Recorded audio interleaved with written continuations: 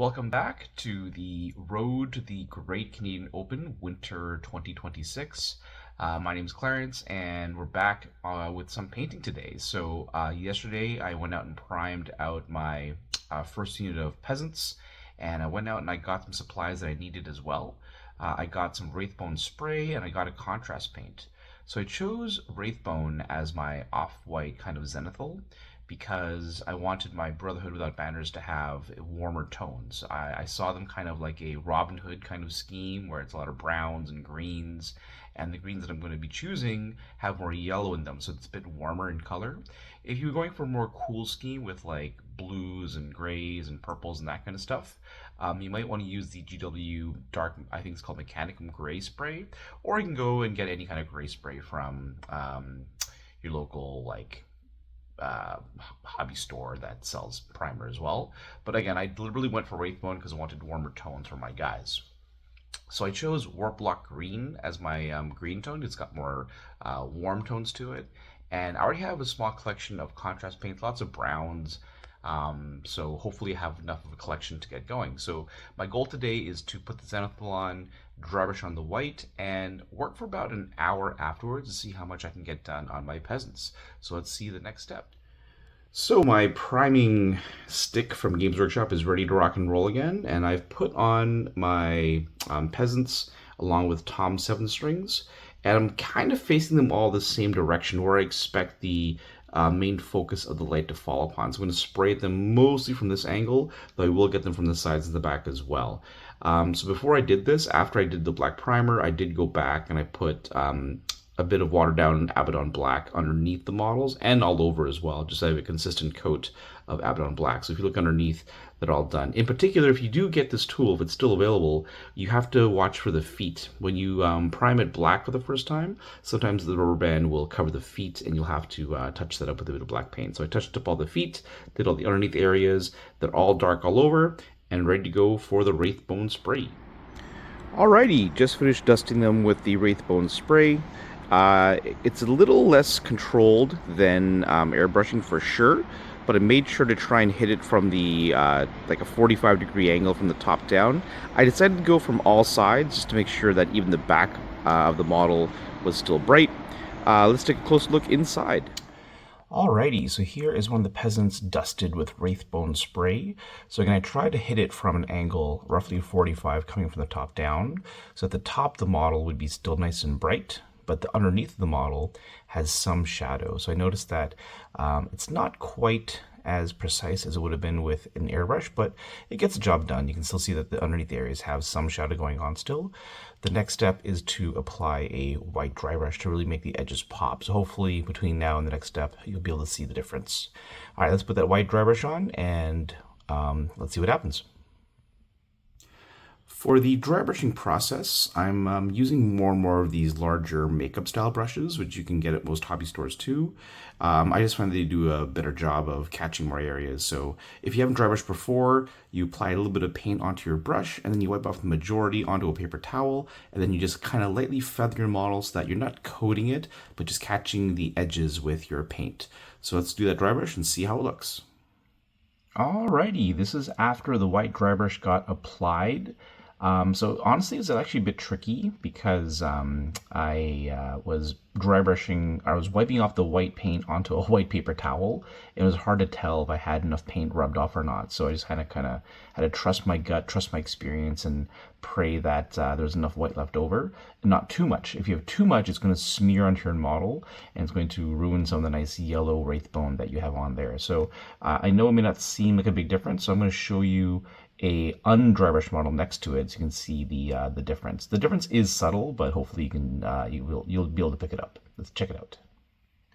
Alrighty, so here is the dry brush white model compared to the non-dry brush models. You can see that the one on the left is a little bit brighter than the one on the right. We can still see some yellow tones, which will hopefully create a better gradient. So I'm going to go ahead and dry brush the rest of the dudes, and then we will start applying some paint. See you soon. Alrighty, so here I took the white dry brush model and I put on my first layer of Warp Lock Green. Not gonna lie, it came out quite a bit darker than I thought it was going to be. The guide I saw online made it look a lot more yellow, a lot brighter, but that's okay. It's still kind of got the general feel of the green I want to get. So you can kind of see it's still a little bit wet, still a bit drying, freshly painted. With contrast paints, even though they're kind of watery and similar to washes that way, I don't use them like a wash where I coat it heavy. I try to put on one thin layer and I try and pull the paint as quickly as I can so that it doesn't create these, you know, extremely dark areas. Now, naturally, this is like a deep fold in here, so it's kind of pulling in there, creating a dark shadow. We see some other dark shadows as well, but overall, you can still see like a light layer and some brighter areas. And overall, for one coat, not too bad. Normally, I would start batch painting the whole squad, but this is my first model, and I don't know if I like the color scheme yet. So instead of doing the whole tray, I'm just going to do one guy for now and just see if I'm happy with the color scheme. So he'll be my tester. All right, so here's the green.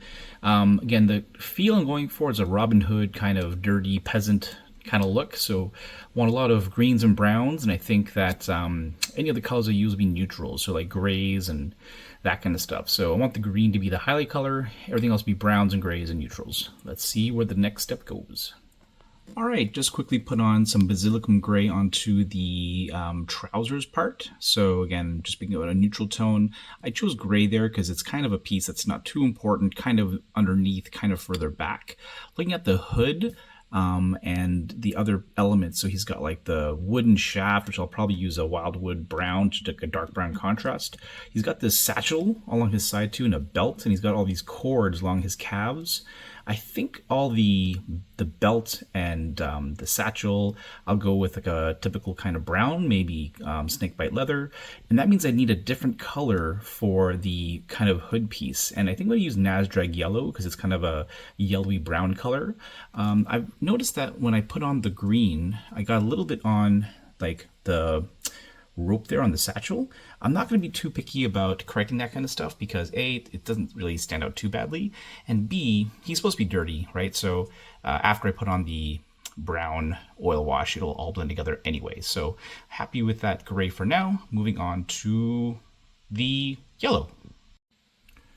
All right, here is after the application of the Nasdrag yellow. So again, it's a very browny kind of yellow, but I think that fits the dirty peasant theme perfectly. So I'm not going to do the brown, so it's going to include the dark brown. I'm going to use, I think it's called wildwood on the shaft of the spear, and then I'm going to use snakebite leather for the satchel and any of the straps like at the head of the spear here, connecting the blade to the shaft, and on the calf kind of banding, whatever that is. So be back when all the brown's done.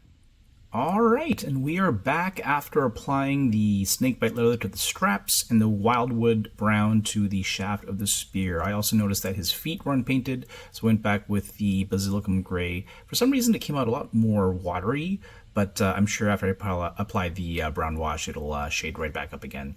So here's how he looks now after applying the brown. So we're left with just the skin, the facial hair, and the blade essentially. So we'll come back after that's done. Okay, so here we are, and we're pretty much done applying all the paints. So again, for the skin, I used a color called Crusader Flesh by Army Painter. I think Goldman Flesh by GW would be a good analog. For the metal, I used a natural steel from AK. I think if you use Lead Belcher, it'd be kind of similar as well. And for the facial hair, I didn't want to introduce too many new colors. I want to stick to my brown scheme, so I went with Wildwood, which is like a dark brown kind of color. When the metal was dry, I put on a non-oil wash, and now, this is just one layer, essentially, of contrast paints. I think that looks pretty good for one layer, but I'm going to kick it up a notch by putting on a oil wash. Now, this is, I said I want to make this accessible. Again, if you stopped here, I think most people would be perfectly fine with this as a tabletop kind of mini. But the wash will really help make this model pop even more. Now, oil washes sound scary. Is there something you can do otherwise? There are products out there that mimic an oil wash. You could try maybe putting on Agrax Earthshade watered down with Lamine Medium.